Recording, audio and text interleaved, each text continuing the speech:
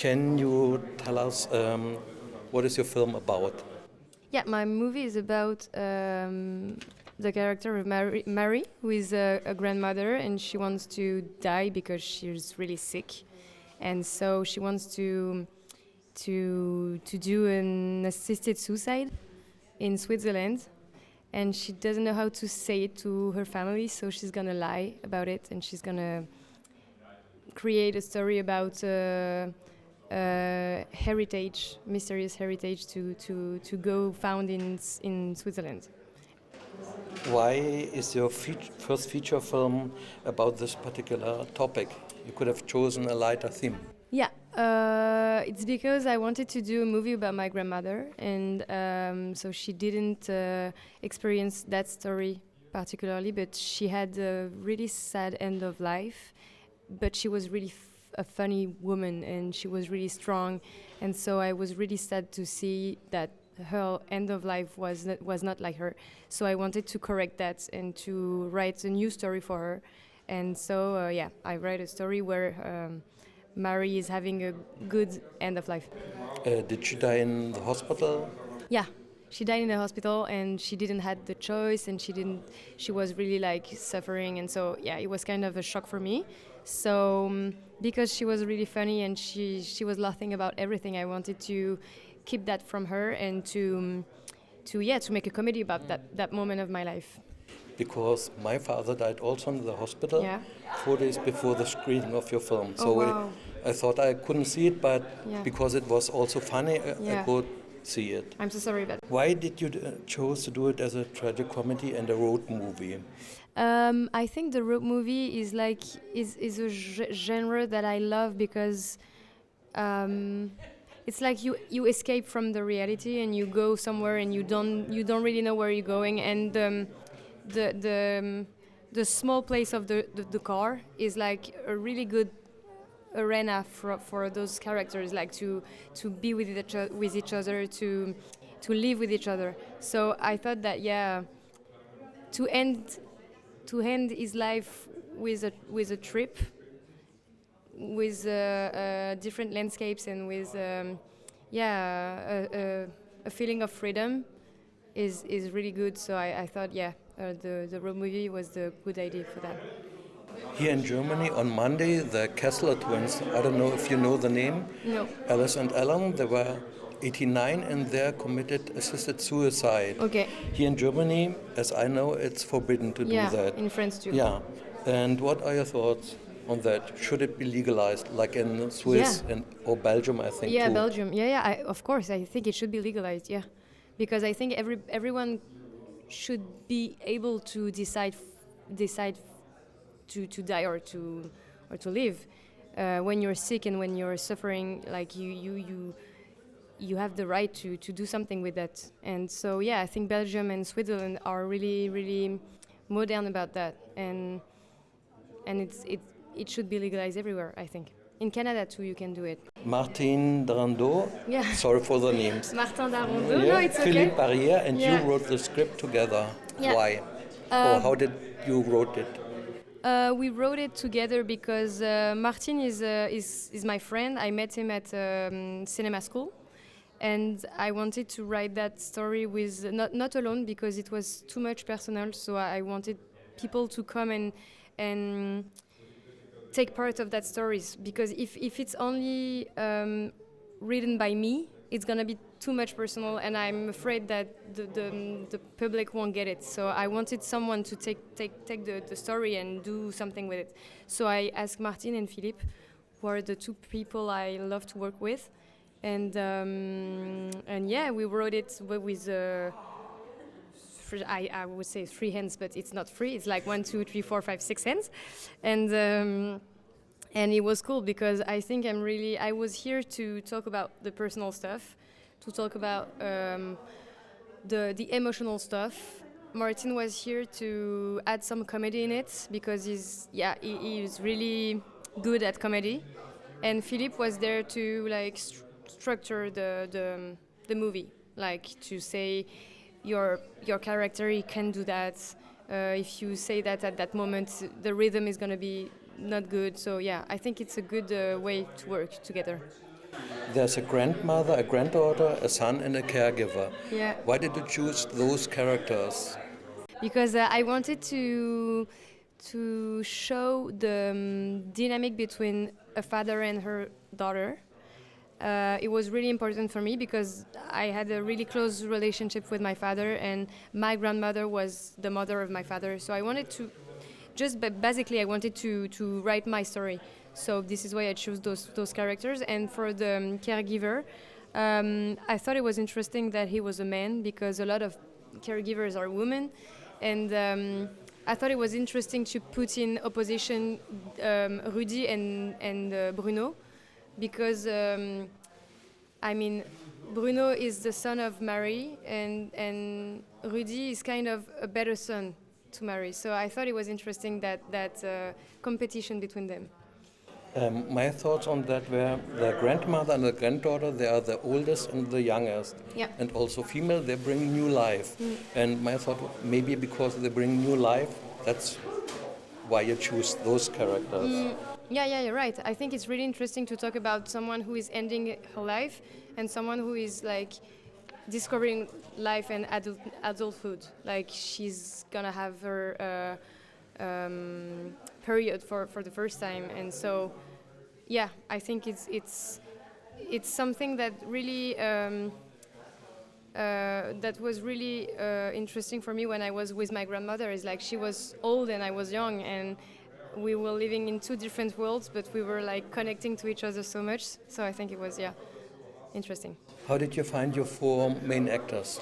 Hélène Vincent, she was the first I contacted like 7 years before the shooting of the movie, and she said yes because she read it and she was really happy about the script, so she said yes. And then she waited 7 years for the movie to get financed, so she's the best of them all. And then I asked Pierre Lotin. I used to work with him because I was assistant director before on movies, so I worked with him when I was like 22 years old. And someday I told him, one day I'm going to make a movie and I'm going to call you. And he was like, yeah. And one day I called him and he said yes. For David, I discovered him in a TV show called D'Argent et de Sang, which is very famous in France. It was released like 2 years ago and it was like so good. And I saw David, I was like, it's my Bruno, I want him. And he said yes. So I was very lucky with all those characters. And for Anna, I made a casting and I saw like 40, 50 girls, and she was like the best. She was like the best of them all. So yeah, it was an evidence for Juliette. So you said to me you don't know Greek, but I don't know Greek at all. But the film title is for me a kind of play of words, because Onira, if you pronounce it a little differently, Onira means dreams in Greek. Oh, wow. So I thought because Bruno dreams of becoming rich, that's a catch of the title, You're you right. know? And everybody had a dream in this movie actually. Right. My uncle told me that now that my parents are dead, I'm no longer someone's child. I'm become now an adult. Who said that? My uncle told me wow, okay. He's right. a few days ago. Yeah. And is that how you developed also the character of Bruno? Because now he has to become an adult. Yeah. He cannot choose. He has to go straight with his life, and also because of his daughter. Now he has to provide. Yeah. Yeah, and I think that's what Marie wants. She wants to do that trip because she wants to make sure that his son is going to be adult enough to take care of the life without her. So yeah, I think when your parents, I don't know, my parents are still there, but I think when your parents are living this life, you're kind of in the obligation to be an adult. And I think it's sad, but I think it's okay, it's cool. How long did it take to film the film? We shot the movie in 25 days, so it's kind of short. It's a short amount of time, but yeah, it was. We didn't have that much money to do it, so you know, when you look for money, you look for time, because money buys days of shooting. So yeah, we managed to shoot the movie in 25 days, but it was fast, but it was so cool. What kind of director are you? Are you a kind of dictator type, or could the actors influence the character and say to you, "I'm sorry, but that's not how he is"? I'm sure I'm not a dictator type of director because I hate that, and I used to work with some directors that were like very angry and very yelling at people and very hard, and I don't think that's a good way to direct someone. I don't like the word direct actually because I think I'm not directing. I'm just trying to gather a team around me, team of actors and technical technicians to go all together in the same direction and to create something that we're going to be proud of. But I don't want to direct people. And for the actors, I think it's a work of group. I think we have to talk a lot to talk a lot about the characters and I think I know what I want, but I can say it respectfully to the people who needs to hear it. The song Voyage, Voyage plays an important role in the film. What would you have done if you didn't get the rights? I don't know. Wow, I would be so sad to not have Voyage Voyage. I think it's the best song for this movie. And we made a lot. It was very long to find that title actually because we didn't know I didn't know what I wanted, and so that's a good question. I don't know. I think I would have choose another kitsch song, French old song that a lot of people like, but they don't really know if they like it or if they hate it. That's what I think it's interesting in that song. Did you use temporary music? Yeah, during the editing. Yeah, of course. Can you tell me what, if you remember? I don't remember. You know what? Actually, I don't remember, but I remember that I put it. I put it a song on the bullying scene that I thought it was really cool on the scene, and it's the song that is actually in the movie. So at first it was just a song. It's the music of Dirty Dancing, the movie.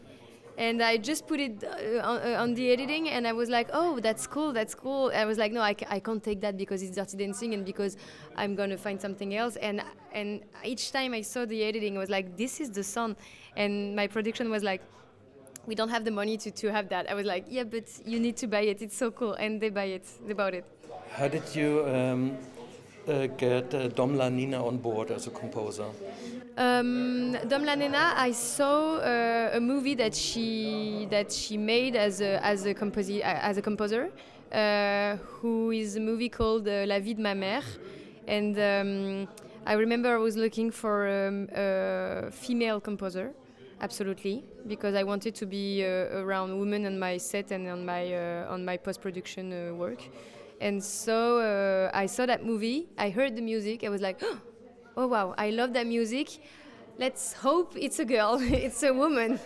And I saw the end, the credits, and I was like, Dom La Nena. I don't know if it's a man or a woman, because Dom could be both.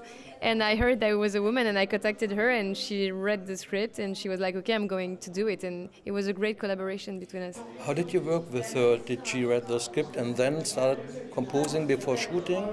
Yeah, actually, she read the script and she started to compose when I was shooting. So when I arrived in editing, I already had a lot of stuff, a lot of songs actually.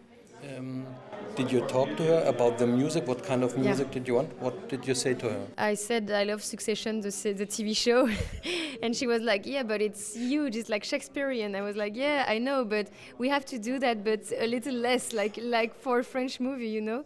And I told her that I wanted something to how do you say that?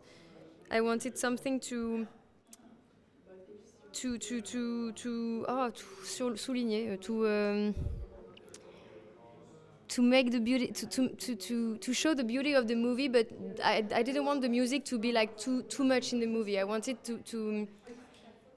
to accompagner the movie and the scenes, and so she made that, and it was really cool because it's really raw, like it's not orchestral and big music. It's really like subtle. There isn't so much music in the film. Why? Because just what you said, not so much sentimental, or just like in Hollywood blockbusters where when the film starts, the music starts, and when Yeah. the film ends, the music ends. Actually, I didn't want the music to show the public what emotion he should have. I wanted the public to forget about the music. So I hate when I see a movie and I see a sad scene and the music is playing to tell me you have to be sad right now or you have to laugh right now. I hate that. So I wanted that, yeah, I wanted the music to be there, but you have to forget it and yeah, it's not supposed to dictate you what you have to feel at that moment. What was our first scene? The first scene, I don't remember. I think it was like, I don't know. I don't know what she was starting with. I don't know. She sent me a lot of songs and I put it everywhere, but I don't know what she made first. I don't know. How much time did she have to write the score? I think she had like 4 or 5 months. Oh, it's a lot Yeah. of time. Yeah, yeah. Because we worked in really before the shooting, during the shooting. So yeah, during the shooting and after the post production. How much did she change, or did you throw out from her score? A lot of garbage, but beautiful garbage. But when you work with a composer, it's really complicated. I mean, I don't have the words, so she gets me, and she don't have the words, so I get her. Like she's working in music, and I work in images, so it's complicated. But at the end, when you get it, it's like kind of magic. What do you hope the audience will take home after seeing the film? I hope they will be moved. I hope they gonna say it was a good moment and they had a laugh. And I hope maybe it can start a reflection, a thinking about that subject, about the end of life, about not to be for the assisted suicide or against, but just to start a reflection about it and to maybe be surprised that they were able to laugh and to spend a good time watching a movie talking about that.